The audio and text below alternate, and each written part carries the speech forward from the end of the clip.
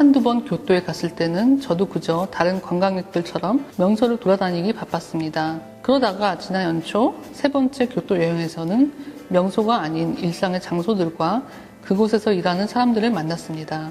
그것은 제 호기심을 강하게 자극했고 그때부터 저의 교토 덕질이 시작되었습니다.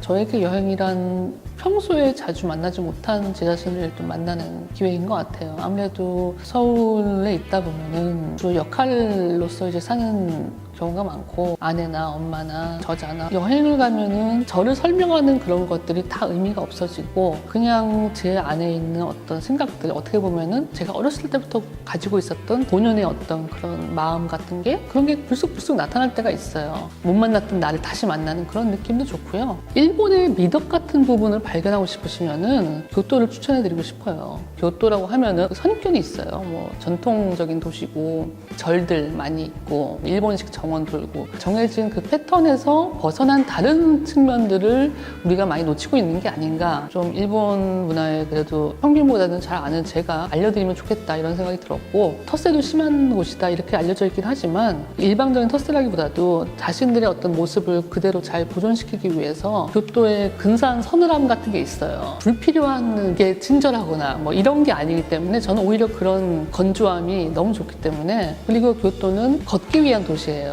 골목들 많이 걸어 다니시고 적당한 규모의 도시이기도 하면서 자연이기도 하면서 모든 것이 좀 복잡하게 이렇게 하지만 조화롭게 어우러져 있는 장소가 교토인 것 같아요. 네. 도쿄가 감각의 도시라면 교토는 정서의 도시였습니다. 교토 고유의 정서들은 어떻게 살아야 할 것인가에 대해 제게 영감을 주었습니다. 살아가면서 생각의 중심을 놓칠 때, 내가 나답지 않다고 느낄 때, 초심으로 돌아가고 싶을 때, 마음을 비워낼 필요가 있을 때 왠지 이곳 교토가 무척 그리워질 것 같습니다. 저는 정서가 뭐라고 생각하냐면 무엇을 아름답다고 할 것인가의 문제인 것 같아요. 나의 미의식이 어디에 가 있는가. 예를 들어서 내가 어떤 가게를 찾았어요. 근데 너무 자랑스럽고 사람들한테 많이 내보이고 싶으니까 큰 그 간판에 네온 사인에 막 이렇게 화려하게 이렇게 해요. 그런 사람이 있는가 하면은 아니야, 우리 주변에 어떤 다른 풍경이나 옆에 집하고도 다 이렇게 조화를 이루어야 돼 해서 그거에 맞게 아주 최소한의 것만 해서 작은 팻말을 달아요. 그 두 가지 중에서 어떤 것을 내가 아름답다고 생각할 것인가, 나에게 더 가치 있는 접근법은 무엇인가. 우리 가게 경쟁 가게라 하지만은 소비자로서도 난 저 가게도 참 좋아 뭐 이러면서 그 가게의 어떤 뭐 홍보 전단지라든지 명함을 우리 가게에 갖다 놓고 만약 우리 가게가 좋으셨다면은 아마 저 가게도 가셔도 좋으실 거다 이렇게 말할 수 있는 그 마음의 여유 같은 게 이런 게 바로 아름다움이라고 생각해요. 저는 그 이왕이면은 잘 산다는 것이 삶에서 아름다움을 많이 추구하는 거라고 생각하거든요. 책 읽는 행위도 그렇고 인간관계도 그렇고 기쁨을 주는 순간은 어떤 아름다움을 느낄 때인 것 같아요. 교토와 교토 사람들은 개인주의자이되 공동체의 조화를 존중했습니다. 예민하고 섬세한 깍쟁이로 보일지도 모르지만 주위에 아랑곳하지 않고 자기만의 색깔을 지켜나갔고 내가 존중받기를 원하는 만큼 타인을 향한 예의를 중시했습니다. 저희 나라는 이제 뭐 유교 영향도 있고 여러 가지가 있어서 아직은 조금 개인주의라고 하면은 이기주의 쪽으로 많이 몰아가는 혼자 튀지 말아라 약간 이런 분위기가 있고 좀 집단으로 움직이는 걸 좋아하고 저는 건강한 개인주의라는 측면은 개개인이 혼자로서 온전히 독립적으로 서 있는 그 단단함이 그 사람이 할 수 있는 최대치라고 생각하거든요.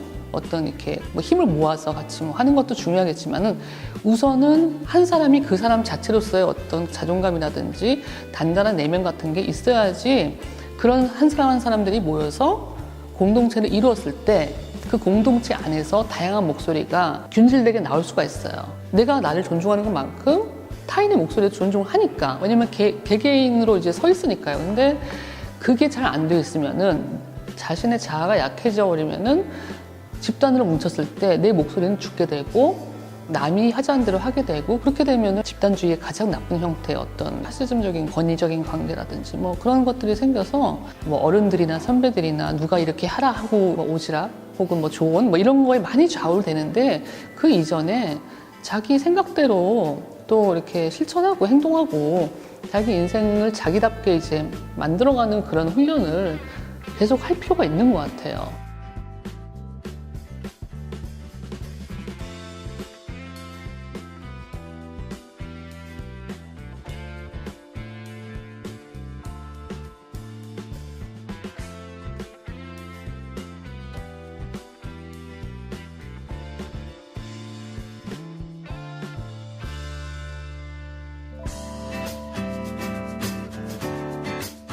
성실하게 노력하지만 결코 무리하지는 않고 자신의 페이스를 스스로 만들어갔고 끝없는 욕망보다는 절제하는 자기 만족을, 거칠애보다는 본질을 선택하는 삶을 살아갔습니다.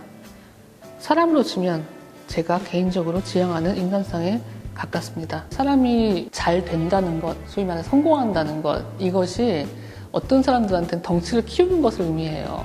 작은 가게가 커지고 뭐 체인을 만들고 회사를 큰 회사로 만들고 뭐지 뭐 이런 건데, 교토에서는 그 성공이라는 개념이 그런 덩치를 키우는 개념이 아니라 자기 자신의 본연의 색채를 계속 잘 유지하면서 있는 본연의 그 자리에서 더 투명해지고 더 선명해지는 것이 그들한테는 어떤 진보인 거예요. 단지 볼륨 키워가는 게 아니라, 사람으로 치자면은 그 사람이 성공하고자 할 때는 들어오는 모든 인터뷰에 요청에 한다거나 뭐 TV에서 나오라면 무조건 나가거나 어떻게든 나를 세상에 다 알려야 돼 하는 그런 사람이 있는가 반면에, 자기와 맞는 매체에만 출연을 한다던가, 그러니까 자신이 있어야 될 장소와 있을 필요가 없는 장소를 잘 분간을 해야 된다는 것, 자기 자신을 잘 알고 있다는 것, 그게 굉장히 바탕에 깔리는 것 같아요. 그래서 단순히 겸손한 게 아니라 어떻게 보면 더 오래 강인하게 가기 위한 어떤 전략이 아닌가, 그런 생각이 들고, 또 하나는 각자의 오리지널리티라고 그러죠. 고유한 색채, 고유한 매력을 가질 수 있는